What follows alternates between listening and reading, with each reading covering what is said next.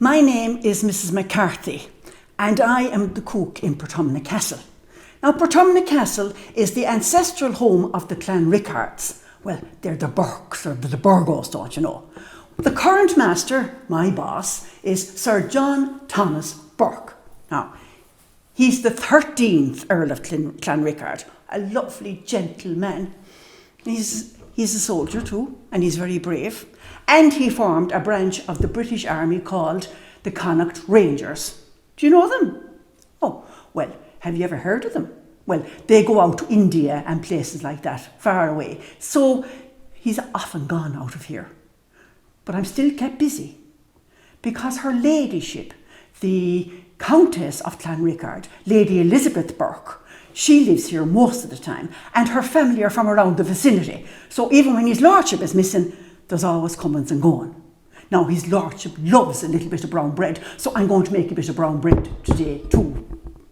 But I forgot to tell you, they've 3 kids, 3 children, and 2 ladies. That's little Lady Hester and Lady Emily, and a little boy, his little lordship, Ulick John. Sure, God love him, he's a lovely little laddie.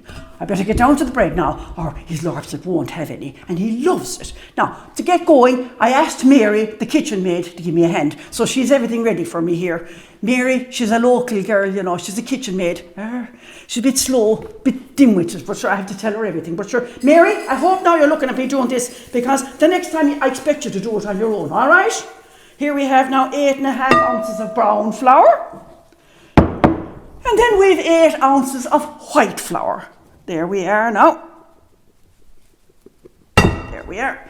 And into that now we have all the dry ingredients. So I mix them up very well now with my hand like that. See that?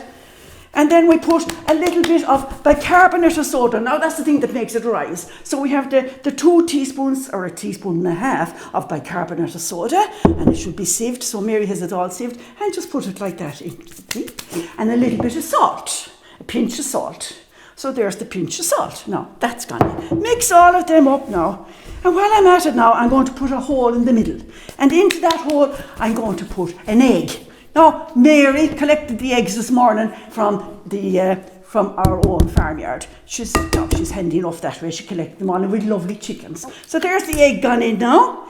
And the next thing I'm going to put in is buttermilk. 2/3 of a pint of buttermilk. Mary collected that as well on her way up from the dairy. You see, we have our own cows and the herd and everything. So we're very self-sufficient here. So put a little hole there and then add the buttermilk.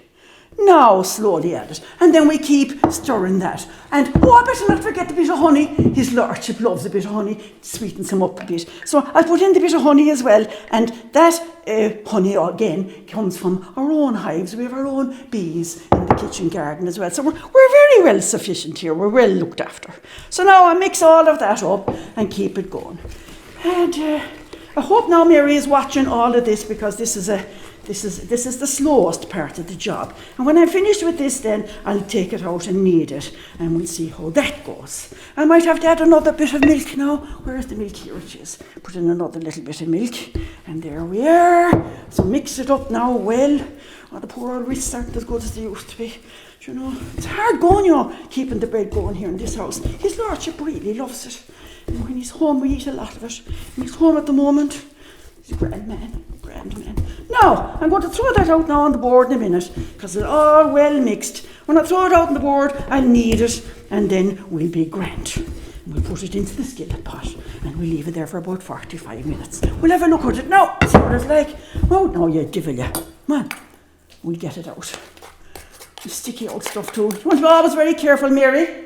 Mary, don't ever make it too wet, because no. Now, there, the lovely loaf of bread. Now, bit of flour. Put it here on the board behind me. Put the bread on the board, and that's it.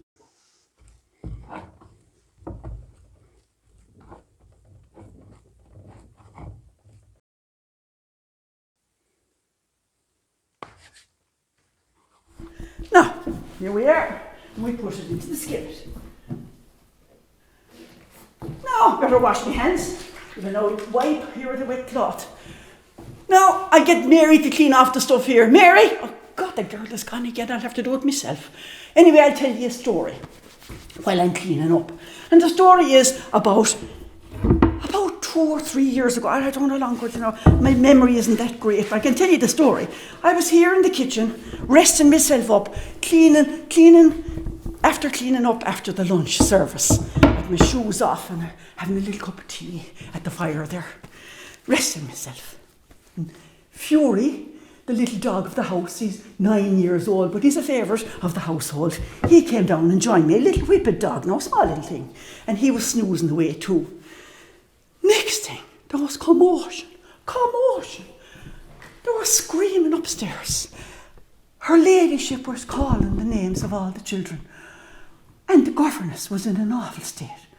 Hadn't one of the little girls left the nursery when the governess's back was turned and she went off to play hide and seek, the little minx? Well, there was consternation and pandemonium. The footmen came down here looking for her. They went off down to the kitchen garden and down to the lake at the far end of the house. About 10 minutes passed, and in all the furore, the little dog Fury hopped onto his feet, out the door, bolted out the door. I never saw him move so fast. Anyway, about 10 minutes passed, I suppose, and things became a bit quieter. Next thing, there was a scream. Lord, I nearly jumped out of my skin. And I went out the door there. And when I got outside, it was all over. The whole household was standing around in a circle with big, long, glum faces on them. And Fury was in the middle of the circle, lying dead, just outside there on the south side of the house. Well, the story was that the little girl in the minx was up there in the nursery and in one of the rooms upstairs, and then she fall out the window. How she fell out, I don't know. But poor Fury was standing watching guard, looking up at her, and then she fall on his back.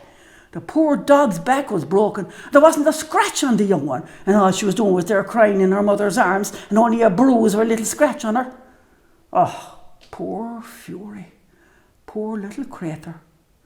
Anyhow, his lordship insisted that Fury be buried on the spot where the accident happened. And there was actually a plaque erected to commemorate his great act of bravery. Now, I'm not going to tell you what's on the plaque, but you can come yourselves to Portumna Castle and see it. It's on the south side of the house, I'll tell you. Now, that's the end of the story, I think. Oh, God, where's my cup of tea?